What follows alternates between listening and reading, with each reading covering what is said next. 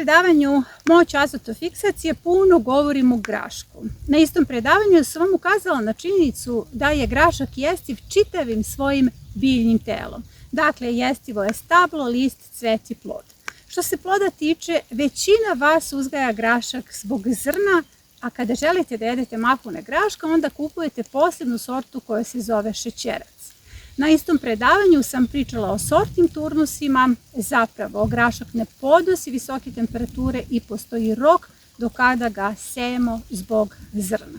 U današnjoj epizodi pokazat ću vam zašto ja sejem grašak i u junu, zbog toga što je čitavo biljno telo graška puno proteina i u današnjoj epizodi sejemo grašak za berbu mahuna.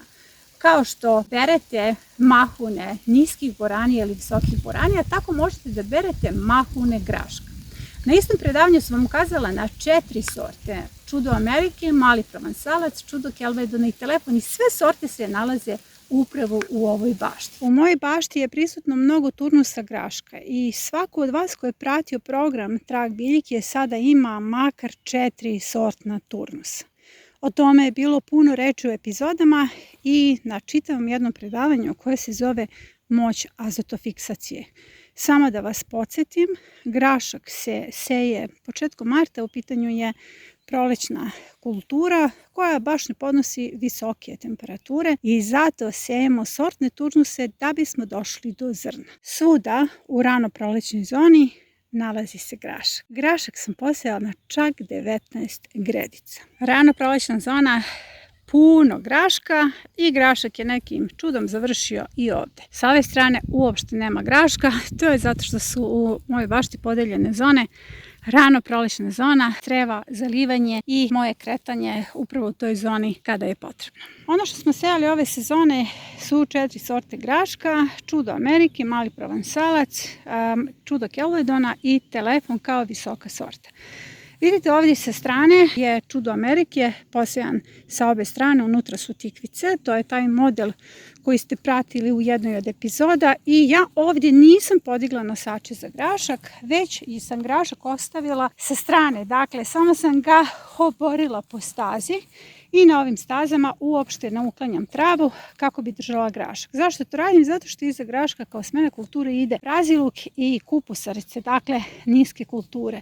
Jako je važno da u bašti ne radite neke nepotrebne radnje, dakle radnje koje će vam oduzeti puno vremena, jer vidite kako se u ovoj situaciji grašak i krompir odlično slažu. Krompir pridržava grašak, a opet s druge strane grašak štiti krompir od zlatica. Na ovom krompiru zaista nije bilo zlatica. Svuda na ovim pozicijama ja ću grašak samo da oberem, dakle grašak pridržava trenutno trava i da ga iskoristim za nadogradnju prvog modela jesenjih kultura, jer idemo sa setom majskog rasadnika, svi ste dobili signal i majski rasadnik zapravo je priprema za zimu. Tako je i ovaj grašak nama priprema za zimu. Kako? Tako što je kompletno telo graška bogato azotom i sve te mahune koje čistite i ovaj grašak ćete iskoristiti za uslovljavanje prvog modela za članice majskog rasadnika, a to su nam kupusarice. Vidite razliku, ovdje sam podigla grašak, zato što iza ovog graška ide paradajz koji je ubačen u podnožje. Ovdje sam samo stavila mali nosač da bi mogla da prolazim između ove dve gredice, a ovo je zapravo čudo Amerike i vrlo brzo ću ga obrati. Ovdje grašak nije nešto dobro nikao, ali zato je odlično nikao krastavac. Tako da podigla sam nosač zato što iza ovog graška ide krastavac. Jako je važno da budete praktični u vašoj bašti. Da ne gubite vreme na nekakve estetske okvire, jer vidite ovdje je jedno polje graška sa svih strana. Ja ga još uvijek ne diram, čak i ove staze ne održavam zato što želim da trava drži grašak kako grašak ne bi završio na zemlji i na taj način zbog potencijalnih kiša možda i istronu. Ovo što vidite jeste mačka milja, a ispred nje je prvi turnus graška koji je obilno rodio. To je zapravo onaj turnus koji smo sejali u čaše I ako pratite YouTube kanal, ako ste član YouTube zajednice ili ste član zajednice Trag biljke, vi dobijate signale za setvu u zavisnosti da li ste kontinent, primorci, Balkan ili planine. Dakle, sada svi imamo grašak za berbu. Zapravo, moji baštovani uveliko beru grašak. Ja tek počinjem s berbom zato što sam svoj pravi prvi turnus zapravo poklonila. Kada je nikao, ja sam poklonila jednoj bakici i sada ona uveliko ima berbu. Ali pogledajte, ja neću dugo čekati. Ovo je za par dana već spremno. Prvi turnus graška je čudo Amerike. Razlika između čuda Amerike i malog provansalca jeste u dužini ovih mahuna. Mali provansalac je za mene zapravo jedna od najgorih sorti, ali je niska i laka za održavanje. Njene mahune malog provansalca su kratke, daju manje zrna. Pogledajte ovo čudo Amerike. Neverovatna sorta, a zapravo kratka vegetacija. Najkraća moguća.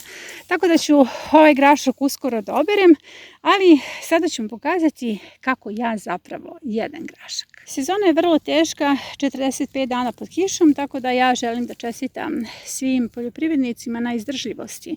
Neko je pronašao sistem kao ja, gde seje i sadi bez obzira na kišu, a neko još uvek ništa nije posejao. Na predavanju Moć azotofiksacije govorim o tome da je čitavo biljno telo graška jestivo, cvetovi, mahune i ono što je najvažnije, to je kompletna proteinska hrana. Tako da, ako želimo da dobijemo zrno graška, sejemo grašak te turnuse u graška u martu i aprilu, pa može negde do sredine maja, a nakon toga, u zavisnosti od sorte, grašak neće izdržati. Ukoliko ste 15. maja posejali grašak, onda ste na moj signal sejali čudo Amerike kao vrlo kratku sortu, odnosno sortu kratke vegetacije. Ali kako možemo da sejemo grašak u junu?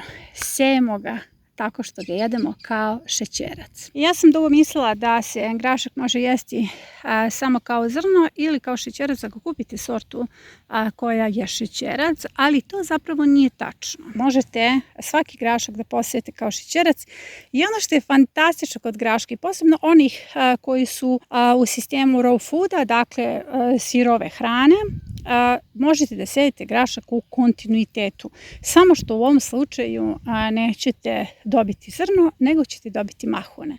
Mahune možete uvek da berete, dakle tokom čitave godine, i da biste sejali grašak za mahune, ja vam savjetujem upravo čudo Amerike kao sortu najkraće vegetacije. Dakle, da ponovim, vi možete grašak da sejete tokom čitave sezone ukoliko ga berete upravo ovako kao šećerac. Evo, probajte.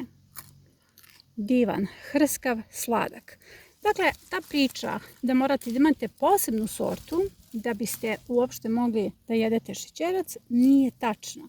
I ja sam puno tragala za posebnim sortama dok nisam odlučila da budem praktična i da probam bilo koji grašak koji uzgajam. Zašto insistiram na sorti čudo Amerike? Zato što je zaista kratke vegetacije i mahune su joj duže. Te duge mahune vam garantuju više proteina. Zapravo, sve je ovo jednako proteinska hrana kao da jedete zrno. Ovo je dovoljno za jedan obrok, potrebno je skinuti ove kapice. Dakle, grašak sejem od juna na 15 dana, uvek nekoliko redova kako bih imala mladu berbu, jer kao što sejete i jedete boraniju, tako isto jedete i grašak. Dakle, isti je princip, ne ostavljate ga za zrno, već za mlade mahune. S obzirom da grašak ima zaista kratku vegetaciju, posebno čudo Amerike, vrlo brzo ćete doći zapravo do ovakvih mahuna.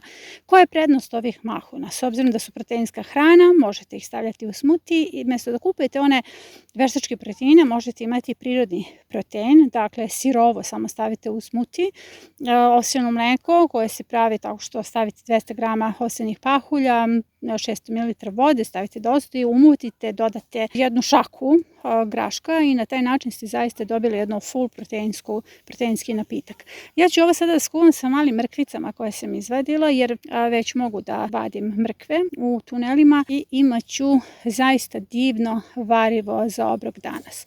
Dakle, ono što je prednost graška jeste da vrlo brzo dospeva za berbu, mnogo brže nego boranije. Moj obrok je gotov, u pitanju su mlade mahune graška koje se skuvala sa krompirom, mrkvom i mladim lukom i ovo možete da jedete kontinuirano tokom čitave godine ukoliko već 5. juna posejete svoj grašak za mladu berbu mahuna. Idealna je za vegane i za one koji su na sirovoj prehrani, zato što ne možete da jedete sirovo mahune boranija zbog blage toksičnosti, ali zato možete da jedete mahune graška. U pitanju je proteinska hrana, prema tome i vi koji ih trenirate možete da se posvetite mladim mahunama u obliku smutija. Sada ću i da posejem grašak za mladu berbu. Ovo je prvi model na travi koji smo postavili u jednoj od prethodnih epizoda. Tu su posejane tikvice i niska boranija. Sa ove strane ću grašak i objasnit ću vam zašto biram tu poziciju. Zato što grašak ne želim da vezujem, ne želim možda da gubim vreme oko bilo kakvih nosača. Ja ću ga samo pustiti da pada preko staze. Neće smetati tikvicama koje će da niknu već naredne nedelje jer su tikvice veliki grmovi. Dakle, tikvica može slobodno da padne preko graška jer će zapravo pokriti njegov korin, a grašak pada dole. Stavit ću više zrna sorta Čudo Amerike. Nemojte da se igrate s drugim sortama. Kao što vidite, ja stavljam ovde 10 zrna zato što želim da mi grašak gusto nikne. Vrlo je jednostavno, setva u gnezda vam je poznata iz prethodnih epizoda, neću se time baviti, ali do 10 zrna da bi to bio jedan grm koji će porasti i padati dole i odozgo tikvica koja njemu u prerelu koren napravi hlad. Odlično. Promjene će nastati onda kada čovjek shvati da je on ta poluga koja menja sistem jer smo mi potrošači i mi upravljamo tržištem. Na taj način možemo da smanjimo efekat industrija na vlastiti život. Za slobodu i nezavisnost potrebna nam je vlastita zemlja, vredne ruke, dobar alat, šuma, potok i znanje. Za znanje zapratite kanal.